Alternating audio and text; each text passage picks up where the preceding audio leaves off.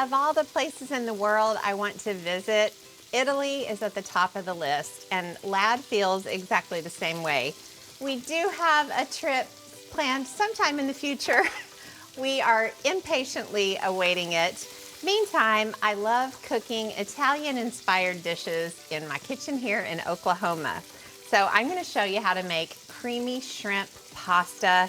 It is absolutely amazing, and hopefully it'll tide me over till I can get across the pond to Italy. All right, I've just been frying some colossal shrimp in a little olive oil and butter. I just sprinkled them with salt and pepper, and they are looking amazing. So I'm gonna go ahead and drop in the pasta.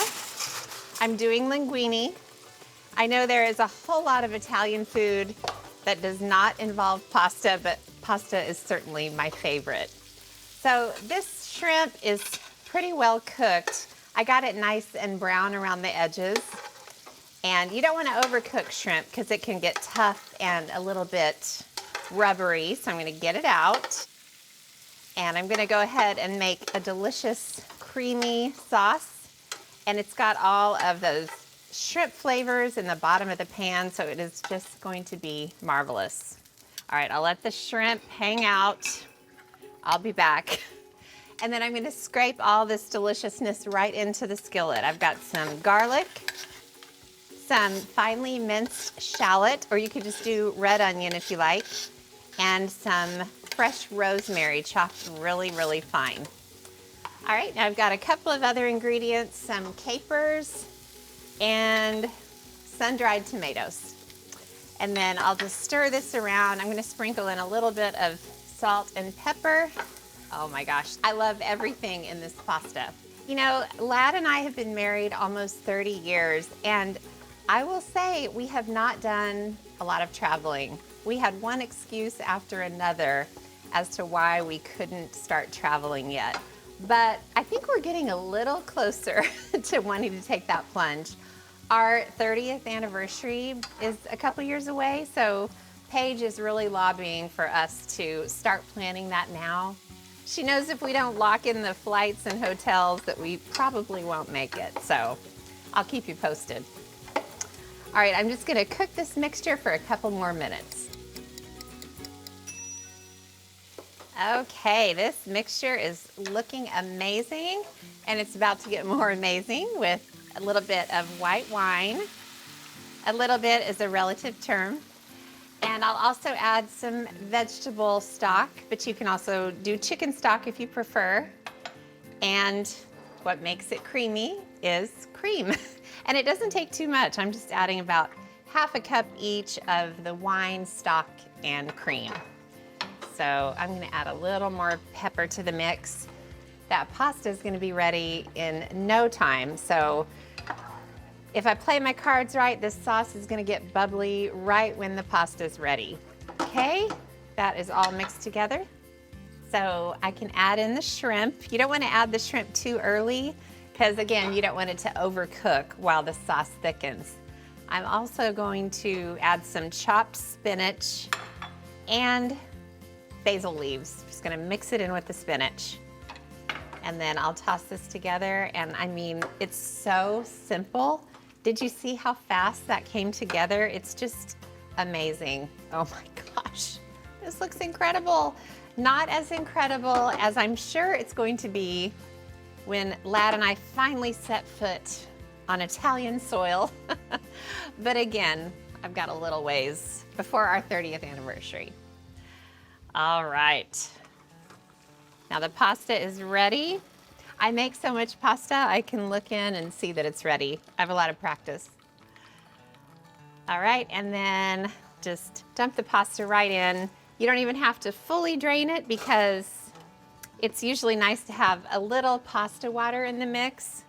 And then I'm gonna turn off the heat under the pan and just toss and toss until that luscious, beautiful sauce is positively coating every last noodle.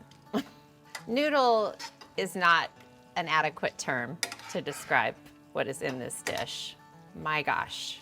The color of this sauce is magical. I think those sun-dried tomatoes really help that along.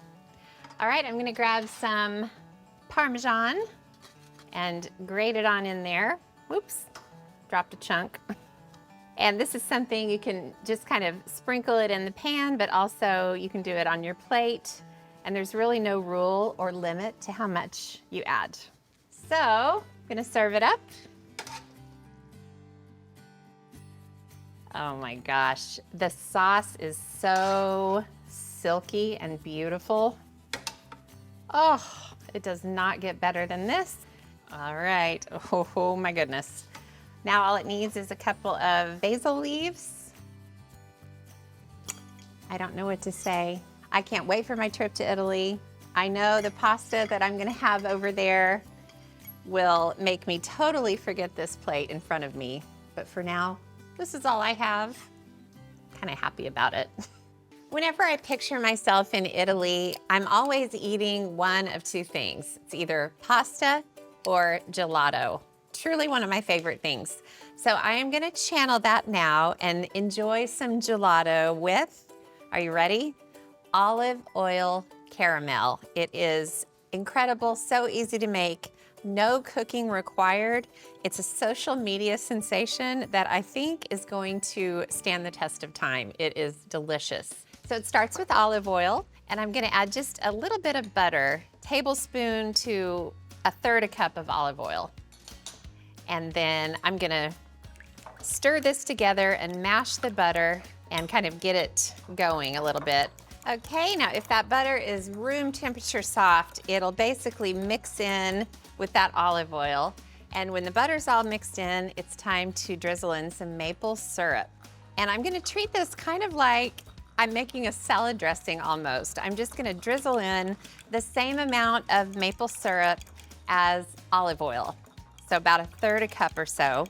And I'm just whisking with the fork as I drizzle it in, and you're gonna wind up with this just absolutely incredible, silky caramel sauce that hasn't even been cooked, which I think is a miracle. All right, that looks great. And then needs a little bit of sea salt, so I'll sprinkle that in.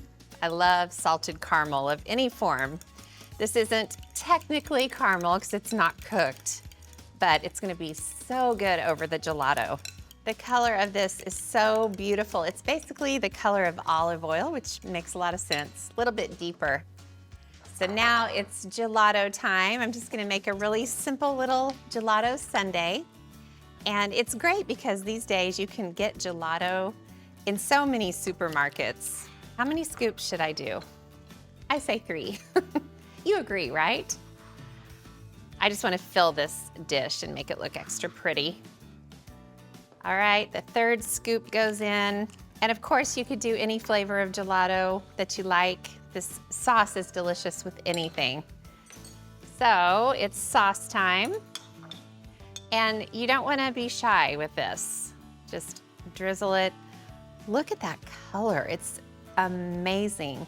I've actually seen plenty of people just drizzle straight olive oil on gelato, which is very intriguing to me, but I kind of like this approach. It's a little bit of a bridge between actual caramel and just straight olive oil. And then I have these wonderful cherries, Luxardo cherries, and chopped pistachios, or as my daughter Alex used to say when she was a little bitty toddler, stachios. This seems like it was like a year ago. Now she has a baby of her own. All right,